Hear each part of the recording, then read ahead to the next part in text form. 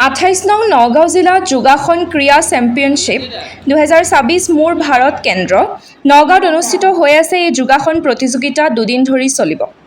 এই প্ৰতিযোগিতাত নগাঁও জিলাৰ বহুসংখ্যক প্ৰতিযোগীয়ে অংশগ্ৰহণ কৰিছে। 8 বছৰৰ পৰা আৰম্ভ কৰি 60 বছৰ পৰ্যন্ত প্ৰতিযোগীয়ে এই প্ৰতিযোগিতাত অংশগ্ৰহণ কৰিছে।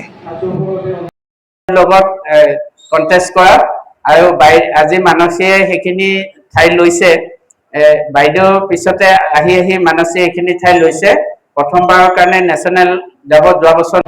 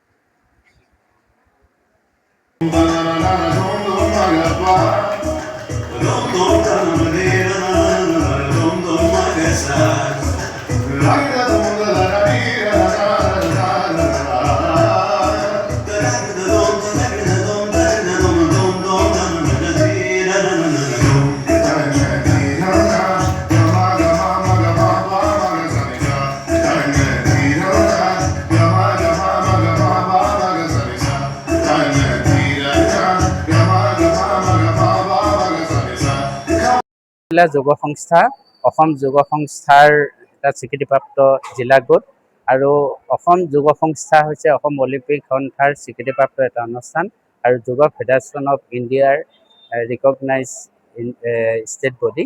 আৰু মই বৰ্তমান সেই অনুষ্ঠানৰ সৈতে সম্পৃক্ত হৈ আছোঁ যদিও আজি নগাঁও জিলা যোগ সন্থাৰ এগৰাকী সম্পাদক হিচাপে আপোনালোকৰ ওচৰত থিয় দিছোঁ। সকলোকে নমস্কাৰ জনাইছোঁ।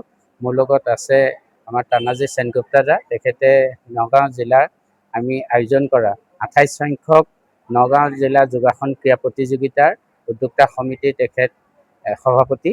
আৰু আমি নগাঁও জিলা যোগ সন্থাই দুদিনীয়া কাৰ্যসূচীৰে আজি আৰু কাইলৈ এই অনুষ্ঠানটি অনুষ্ঠিত কৰিছোঁ। হওক আপোনালোকক প্ৰথমতে আমি ধন্যবাদ আৰু কৃতজ্ঞতা জনাব বিচাৰিছোঁ যে আপোনালোকৰ এই সংবাদ মাধ্যমৰ জৰিয়তে আপোনালোকে দিয়া বাৰ্তা অনুযায়ী অসমৰ ৰাইজে যোগাসনৰ গুৰুত্ব আৰু উপকাৰিতাৰ বিষয়ে জানিবলৈ এটা সুবিধা পাইছে। আৰু এই খেলখনৰ জৰিয়তে আমাৰ যি প্ৰতিভা আছে অসমৰ, এই প্ৰতিভা ৰাষ্ট্ৰীয় আৰু আন্তঃৰাষ্ট্ৰীয় প্ৰেক্ষাপটত উজ্বলাই উঠাবলৈ আমাৰ এখন মঞ্চ, প্ৰথম মঞ্চ। গতিকে আমি আজি ইয়াত আমাৰ যিখিনি ছিনিয়ৰ জুনিয়ৰ এইখিনি আমাৰ প্ৰতিযোগিতাসমূহ হৈছে আৰু ছাব জুনিয়ৰ শাখাত আজি আমাৰ যিখিনি চ'ল' আৰ্টিষ্টিক চ'ল' ৰিদমিক আৰু ফ্ৰী ফ্ল' যোগা কম্পিটিশ্যন অনুষ্ঠিত হ'ব। গতিকে ইতিমধ্যে যোগাসনৰ কম্পিটিশ্যন আমাৰ শেষ হৈছে সময় অনুযায়ী, আৰু এতিয়া আৰ্টিষ্টিক আৰু ৰিদমিকৰ অনুষ্ঠানসমূহ হ'ব। গতিকে আপোনালোকৰ জৰিয়তে এটা বাৰ্তা দিব বিচাৰোঁ যে আজি দুদিনৰ আগত যোগাসন ভাৰতে 5 বছৰ ধৰি আমাক যথেষ্টখিনি লতিঘটি কৰিলে। গতিকে দিল্লী উচ্চ ন্যায়ালয়ে তাৰ এটা ৰায় দিলে আৰু আমি 1974 চনৰ পৰাই প্ৰায় 51টা বছৰ কাম কৰি আহিছিলোঁ যোগ ফেডাৰেশ্যন অফ ইণ্ডিয়াই, আৰু এটা ঐতিহাসিক ৰায় হৈছে যাৰ জৰিয়তে যোগ ফেডাৰেশ্যন অফ ইণ্ডিয়াই এই গোটেই কামখিনি কৰাৰ ৰাষ্ট্ৰীয় পৰ্যায়ত কাম কৰাৰ এটা সুযোগ লাভ কৰিছে।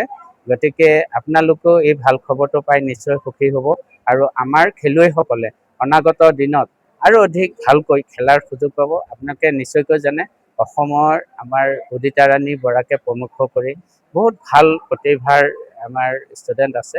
তেওঁলোকে খুব কম দিনৰ ভিতৰতে আপোনালোকে ভাল খবৰ পাব যে এছিয়ান গেমছ বা আন্তঃৰাষ্ট্ৰীয় পৰ্যায়ত তেওঁলোকে হয়তো অসমক ভাৰতক প্ৰতিনিধিত্ব কৰি অসমৰ পৰা তেওঁলোকে পদক পাবলৈ সক্ষম হ'ব। তেনে প্ৰতিভাৰ অধিকাৰী খেলুৱৈ আমাৰ ইয়াত আছে আৰু অসমৰ এই প্ৰতিভা যদি আমি বিকশাই তুলিব পাৰোঁ, অসমৰ ক্ৰীড়া ক্ষেত্ৰখনলৈ আৰু এটা বৰঙণি হ'ব। গতিকে আজি আপোনালোকৰ এই সংবাদ মাধ্যমৰ জৰিয়তে মই সমগ্ৰ অসমবাসীক আমাৰ এই ভাল খবৰটোৰ বাবে সকলোকে মই অভিনন্দন জ্ঞাপন কৰিছোঁ আৰু আশা ৰাখিম যে আমাৰ শ্ৰদ্ধাৰ তপন কুমাৰ দাসদেৱ আমাৰ অসম যোগ সন্থাৰ সভাপতি আৰু তেখেতৰ নেতৃত্বত আমি সকলোৱে খুব কম দিনৰ ভিতৰত আৰু ভালকৈ আমি যোগাক আগবঢ়াই লৈ যোৱাৰ এটা প্ৰয়াস কৰিম।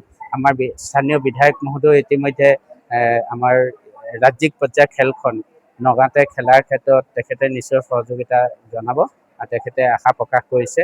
গতিকে আহক আমি নগাঁৱে খেলৰ উত্তৰণত সকলোৱে এটা ভূমিকা লওঁ আৰু নগাঁওখনক কেনেকৈ নগাঁৱৰ লগতে অসমক কেনেকৈ খেলৰ ক্ষেত্ৰত আগুৱাই লৈ যাব পাৰোঁ তাৰ বাবে এটা সকলোৱে প্ৰয়াস কৰিম। গতিকে আপোনালোকৰ জৰিয়তে মই আজি এই অনুষ্ঠানটোত সকলোলৈকে বাৰ্তা দিব বিচাৰোঁ যে যোগা কৰক, সুস্বাস্থ্যৰ অধিকাৰী হৈ সমাজৰ কামত অগ্ৰসৰ হওক।